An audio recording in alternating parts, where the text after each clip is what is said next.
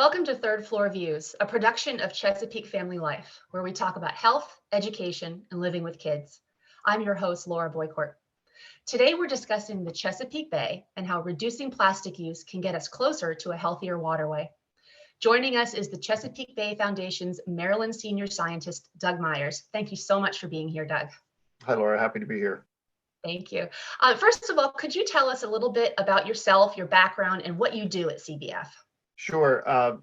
I'm the Maryland senior scientist. I have a background in marine biology and environmental science. Those are my two degrees.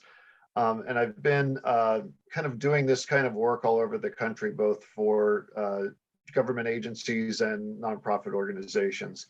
Came to Chesapeake Bay Foundation about 10 years ago.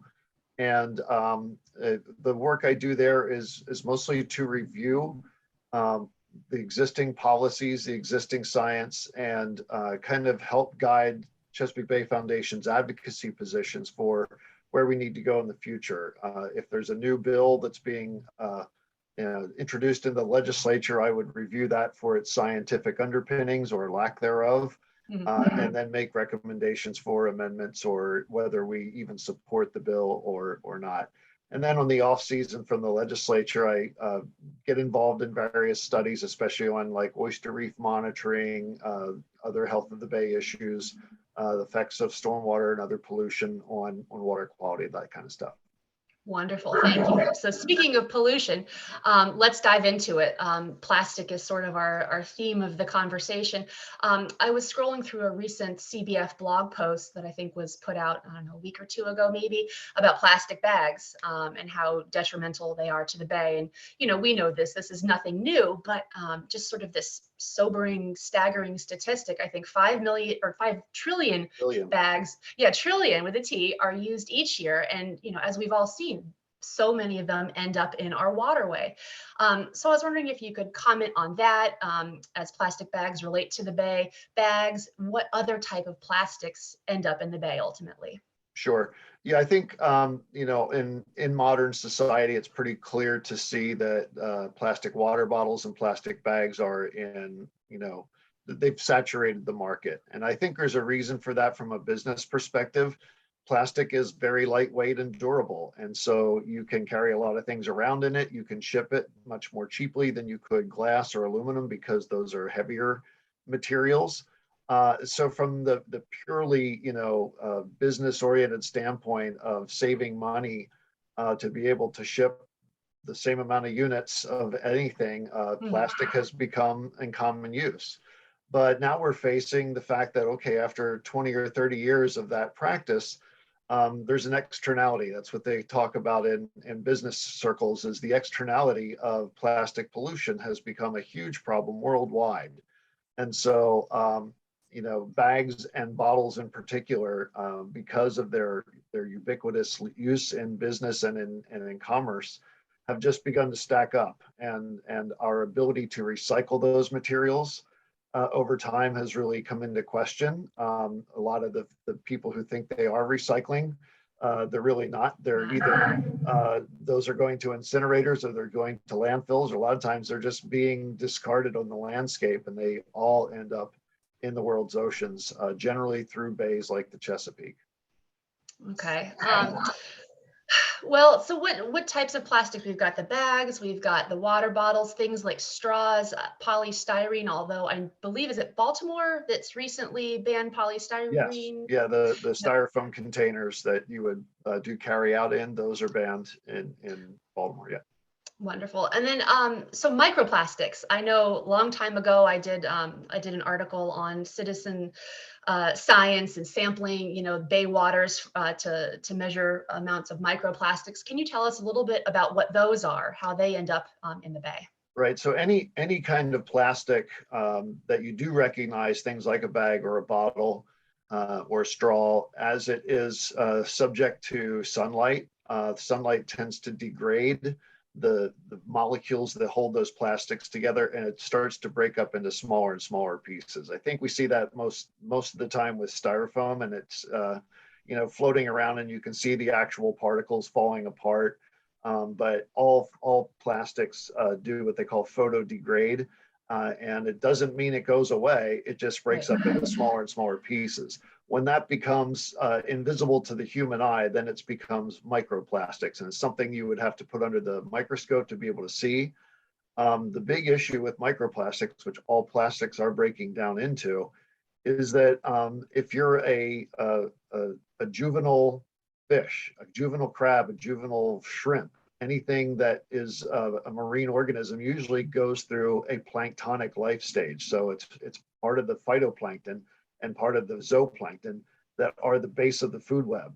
Well, a microplastic particle is the same size as all of those things. So anything that would be eating anything else in that plankton part of the food chain is also ingesting those tiny plastic microparticles. So we see a lot of times in different ad campaigns about sea turtles or seabirds getting plastic six-pack rings around their neck, or eating the plastic bags and filling up their stomach. That's kind of like the immediate effect of plastic trash floating around in the bay and in the ocean. But the microplastics, we don't even see it. We don't know they're there.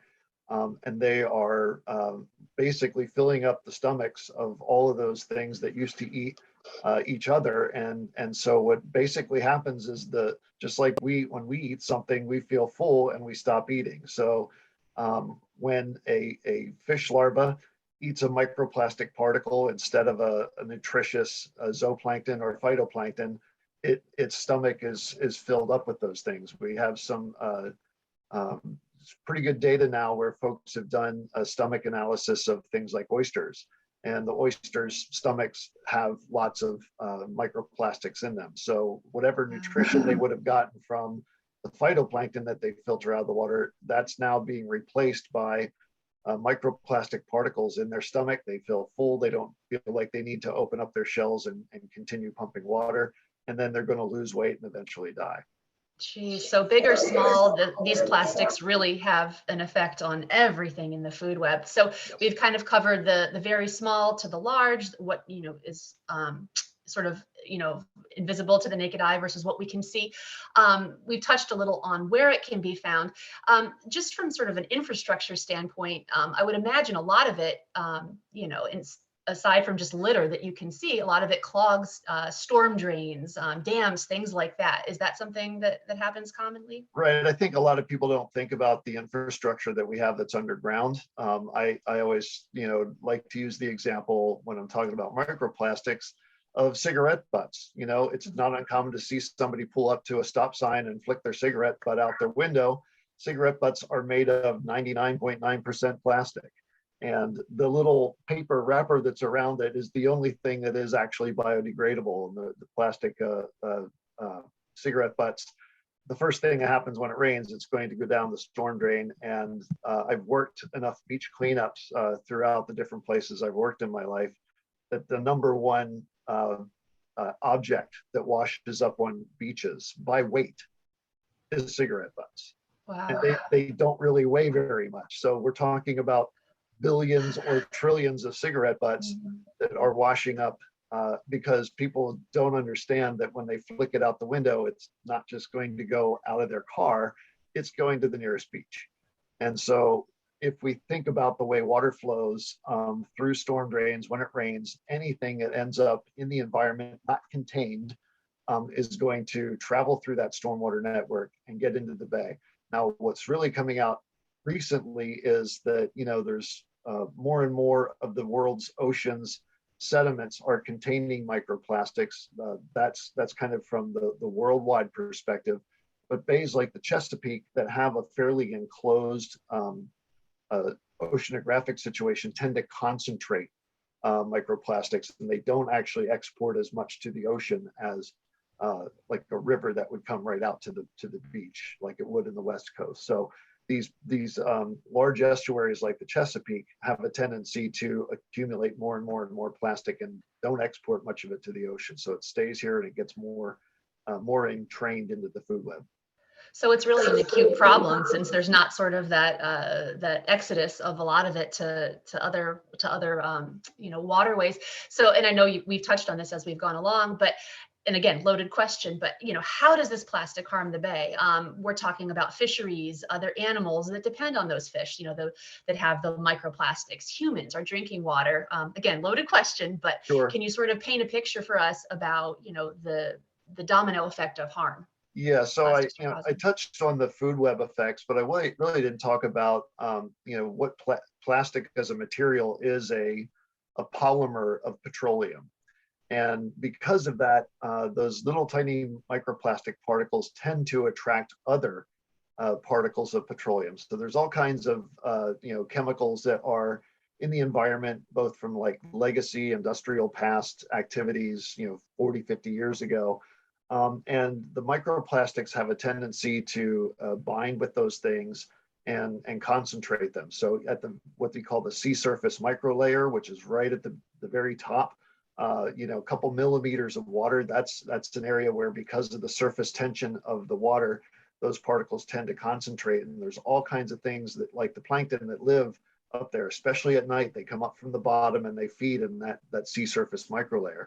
And then any of the plastics that would fall to the bottom would be incorporated into the sediment. So there's lots of things that process sediments. When we think about blue crabs, they're scavengers. They're moving through the sediments. They're eating worms, clams, anything they can find in the mud or in the sand. And so they're processing a lot of those sediment particles through their lungs and through their gills. And that's where they're getting the uptake. So it's not just the plastics themselves and the potential for them to affect their fullness and them causing a loss of weight or any of the organisms that take them in physically, but they also contain some dangerous chemicals that are binding with the microplastics particles that can cause different diseases. We see different cancers and tumors in fish and invertebrates. We also see things like diseases that wouldn't necessarily kill the animal outright, but it might stress them,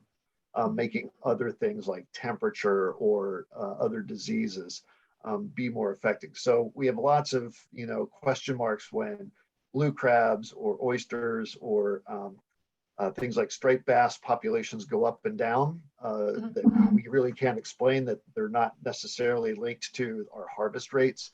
There's a lot of new science coming about that, some of these diseases that would not normally cause population level effects are now becoming more effective because of the stress that animals are going through, because they're not eating as much, because of the plastics in the stomach, and that the plastics that they are ingesting are also creating what they call sublethal effects. They're stressing the fish and the crabs and the shrimp in ways that we really don't quite understand yet, but it seems to be a contributing factor. Okay. And speaking of not quite understand, I'm not sure if you can speak to this, but I mean, for those of us who enjoy our, crabs from the bay and our local seafood, which is, so many of us, I mean, they've got it, so we're ingesting them. We've got it. I don't know what type of data and science is out on microplastics in human bodies, but I've got to think that, that's something to keep an eye on. And, we've got to be concerned about that as well. Yeah, it's an emerging field of science. It's always difficult to know in a human body where we have so many different mechanisms to filter not only our food, but our bloodstream. And I think I have read some studies now that are saying that we have microplastics in our bloodstream because of that. So it's being able to pass through our digestive system. The particles are so small that they're being uptaken in our bloodstream. And anything that's in our bloodstream that's not supposed to be there is ultimately filtered by our kidneys and our liver. So this is one of those things where, 20 years down the line, we may find that, kidney disease or liver disease is at least partially tied to the fact that microplastics are in our diet. So definitely something to watch as we go along. So in terms of the bay's health, I believe a recent report card was just published. I think so. Have there been any visible declines or changes in the health of the bay and its wildlife due to plastics? Is there a lot of data on this? No, there really isn't, and that's the mechanism I just described about diseases being more effective in affecting populations. I think that's a new area for study. I think there's a couple universities in the area that are taking a look at that. I think National Science Foundation gave $1 million grant to one of the local universities a couple years ago, and they're still in the midst of studying that particular aspect of it. But yeah, a lot of unexplained population fluctuations out there in different species that are part of our report. Now we know, things like American shad that are used to go up the rivers in the millions. A lot of that decline is because of fish passage barriers in the rivers. We put dams up over the years, they can't get to their spawning grounds and things like that. Wherever we don't have dams on the river, those fish tend to do fairly well, but across the entire watershed, we've lost a lot of access for their spawning grounds. But they also, those same species do feed on plankton. And so that could be as much a part of the decline in those populations as the loss of spawning habitat. And it's hard to tease apart which effect is more important when multiple things are affecting the same species. Absolutely, absolutely. So this is such a far-reaching topic if we're talking about our watermen or aquaculture, people out sailing on the bay. I mean, anything, us, enjoying our local seafood. What can be done? What can be done about this in terms of what an average citizen can do, legislation, anything? I'm not sure where you want to start with that. What's in place, what's being considered, I suppose. So I think it's really important for people to model good behavior, and once they know something, to make conscious choices. I mentioned at the very beginning that businesses and industries use plastic because it's lightweight and it's durable and the shipping costs are less. That is one piece of data that goes into their decision making. Another piece of data that goes into their decision making is, what do their consumers want?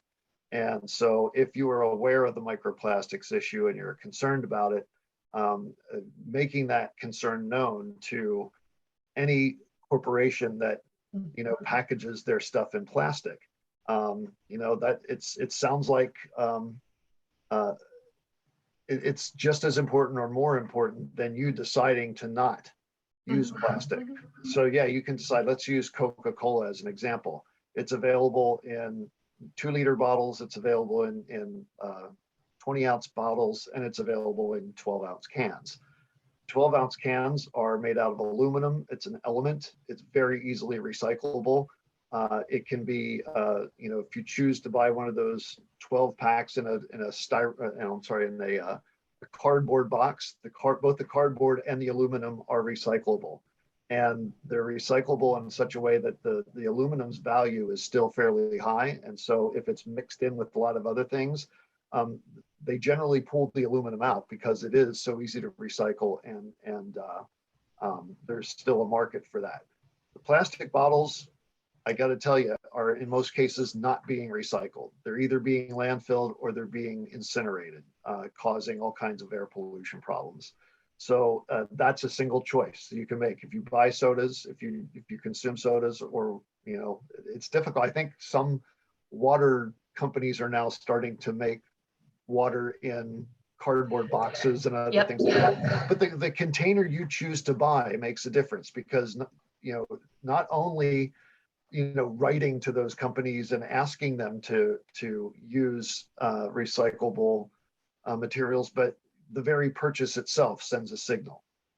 If more and more and more people are refusing to buy Coke in plastic bottles and insisting on buying Coke in cans, that sends a market signal back to Coca-Cola that people prefer cans over bottles. But if you just, because the bottle's easy to grab and it's light and you can stick it under your arm, if you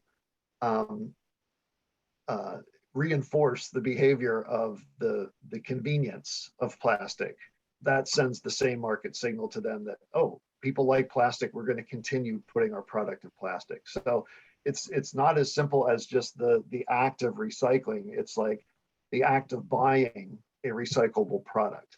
And that's always been the case with recycling. I think because of a lot of our markets for recycling are really low and there's more incineration and landfilling going on, is because people have just become a little bit lazy about the way they consume things, the way they get products.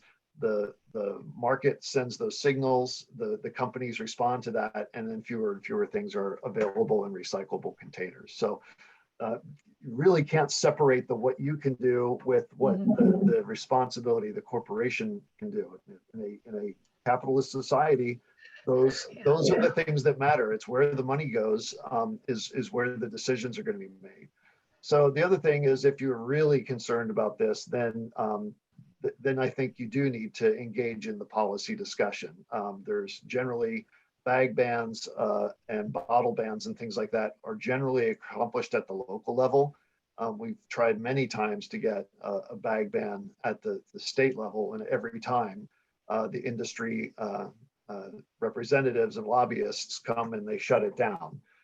It never even gets out of committee in most cases, but in some local governments where there's been a really good groundswell of grassroots support for a bag ban, they've passed. And so, like you mentioned, the styrofoam ban in Baltimore City, I think Montgomery County's had a bag ban for a number of years, and Baltimore County is now considering one. Wonderful. So a lot of it, excuse me, a lot of it is sort of the awareness piece, and then, like you were saying, to your point, the consumer behaviors and sending those messages, because you can't have one without the other, and it's really a lot of it is on us to send those messages and to have some change happen. Let's see what else. Also, I guess purchasing from CSAs or local farm stands, things like that, more local purchases often, not always, but often mean less plastic, because you're not buying those things from the supermarket that are just automatically in bottles or in the plastic wrap. So just any words about that you could offer about sort of those behaviors. Right. So thinking about buying locally raised food in a farmer's market, you can go there with your own paper bag or your own cloth bag and buy it. And because it's coming locally, it doesn't have to be shipped across the country. It doesn't have to consider how heavy it is. And so if you're not considering moving millions of units of something across many state lines, then the market forces for putting in as light a container as possible go away. So yeah, I'm really glad you brought that up. I mean, we talk about local organic agriculture from the standpoint of its regenerative practices for soil, to be able to manage water on the soil better, to get better yields, to have more carbon sequestration in the soil, all those things that we advocate for in the farming space. Those apply to this as well, because the more of your food that's coming from local sources that doesn't have to be packaged in plastic, then there's a lot less use, and that sends its market signal as well. Mm-hmm. So yeah, I think we're really wise to think through all the things we do and how that might back up into the need for plastic. And if we can kind of starve the beast, take away all the excuses industries need to put things in plastic, then they won't be doing it as much.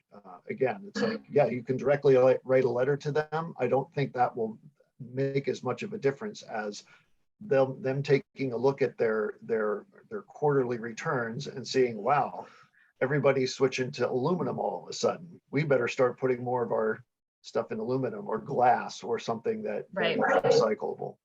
Or yeah, we're going to have to create local markets. We're going to have to support community-based agriculture. That's the policy signal that I think elected officials need, is like, okay, what subsidies are out there for corporations to do the plastic thing, and how do you send those same political signals back to the decision makers? It's like, okay, with every investment you make in farmers markets or in subsidies for regenerative agriculture, then the more of our food supply comes locally and the less we have to deal with this, because it's very politically challenging for elected officials to take on the restaurant industry and the plastics manufacturing industry. So if they can do other things that will accomplish some of the same things without that head-on plastic bag ban or bottle ban, they're going to be willing to listen to that. So I think it's really important for folks, again, to think through all the ways that our everyday society generates plastic waste, and then say, hey, if we did this policy, which I support anyway, this also has a positive effect on the plastics issue. Wonderful. Well, thank you for that. And I was going to ask if you had any parting words, words of hope, things that average citizens can do. I know the behaviors, sending messages to industries, obviously, and then I know clean the bay days. Opportunities Right. to roll up our sleeves and just Yeah. physically remove that plastic. I mean, it might seem small, but if we all sort of pitch in, I'm sure that can make at least a small dent in the problem. I think it's important in more than one way. I think, yes, anytime plastic does get out into the environment, it needs to be collected so that it does not continue to recruit itself into the bay, into the rivers, into the ocean. But those events are also very public. And those events also create more awareness among the general public as they're publicized. We generally get very good publicity for our Clean the Bay Day that we do in Virginia. And because of that, there's more and more people covering more and more miles of shoreline every year. And that also becomes like a political calculus too, because who's going to go out there and say that bay cleanups are a terrible idea? So then the politicians want to show up at that event and get their picture taken with the local Girl Scout group, doing that cleanup on that particular beach.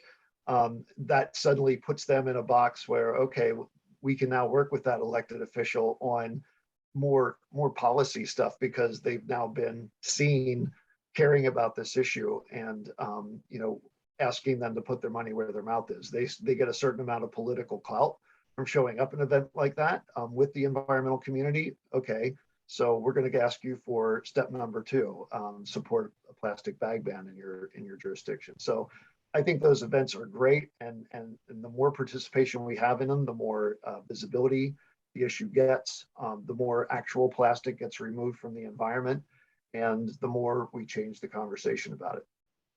Fantastic. Some wonderful suggestions, some wonderful data. Thank you so much to Doug Myers with the Chesapeake Bay Foundation for being here to share his expertise about plastic and about what we can do to help save the bay. And thank you to all of our viewers and listeners as well. Make sure you visit ChesapeakeFamily.com for up-to-date local information on home, health, and living for today's Maryland parent. This episode will be archived on ChesapeakeFamily.com in video and podcast format. I'm Laura Boycourt with Chesapeake Family Life and Third Floor Views. Thank you so much. My pleasure, Laura.